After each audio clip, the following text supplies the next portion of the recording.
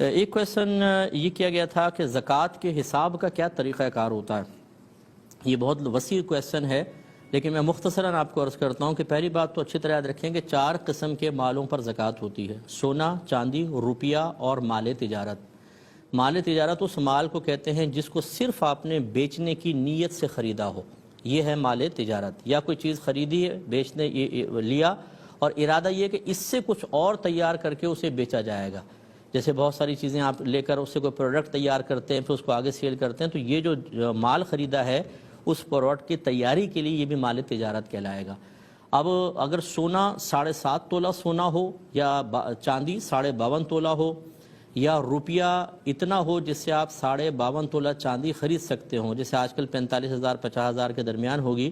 اور یا پھر اتنی ہی مالیت کا مال تجارت آپ کے پاس ہو، تو سمجھ لیں آپ کا زکوٰۃ کا سال شروع ہو گیا۔ وہ اسلامی تاریخ گھنٹہ منٹ تک نوٹ کر کے رکھ لیں، مہینہ گھنٹہ منٹ تاریخ سب لکھ لیں،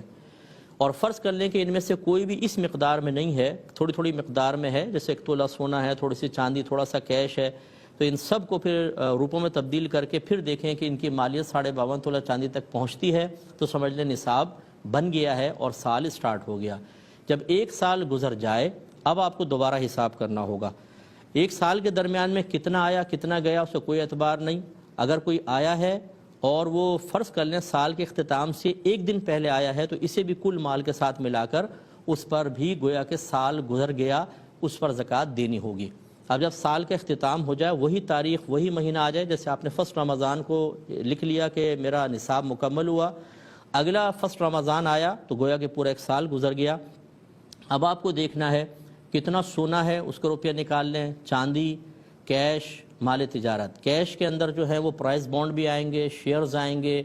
اور کوئی آپ نے ایسی اسکیم میں پیسہ ڈالا ہوا ہے کہ جس میں صرف پیسہ رکھا ہوا ہے اور کچھ نہیں، وہ سب اس میں آئے گا۔ اسی طرح بعض اداروں میں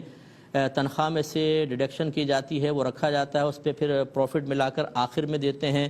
وہ سب اس قسم کا مال۔ اسی طرح آپ نے اگر BC دی ہوئی ہے اور آپ کی نکلی نہیں ہے، وہ سب۔ اسی طرح آپ نے کسی کو قرضہ دیا ہوا ہے، اس کو بھی یہاں پہ شمار کریں گے۔ آپ نے کوئی مال بیچا ہوا ہے، اس کی پیمنٹ ابھی آپ کے پاس نہیں آئی ہے، اسے بھی لکھیں گے۔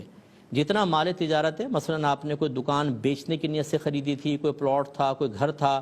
اس کی موجودہ مارکیٹ ویلیو نکلوائیں، 2-3 پراپرٹی ڈیلر سے نکلوا لیں، اوسط جو قیمت ہو وہ اس میں ایڈ کر دیں، اس کا ٹوٹل نکال لیں۔ ٹوٹل نکالنے کے بعد دیکھیں کہ آپ کے اوپر اگر کسی کا قرضہ ہے اور فوری طور پہ آپ کو ادا کرنا ہے، جیسے اس مہینے کی BC ہے، یا کوئی انسٹالمنٹ بھرنی ہے، یا بینک کو کوئی پیمنٹ دینی ہے، یا آپ نے کوئی مکان خریدنا تھا اس کی پیمنٹ دینی ہے، یا گھر کے کوئی ذاتی استعمال کے لیے، گھر کے اخراجات کے لیے آپ نے کچھ مال مختص کرنا تھا، وہ اگلے مہینے میں یوز ہوگا، ان سب کو اس میں سے مائنس کر دیں۔ اب جو باقی بچے اس کو 40 سے ڈیوائیڈ کر دیجئے گا، 40 سے تقسیم کر دیجئے گا، جو اماؤنٹ آئے گا وہ آپ کی زکوٰۃ ہوگی۔ مختصر وقت میں اتنا ہی بتا سکتا ہوں، اور کوئی کویشچن ہو تو پھر آپ اس میں ضرور کر لیجئے گا۔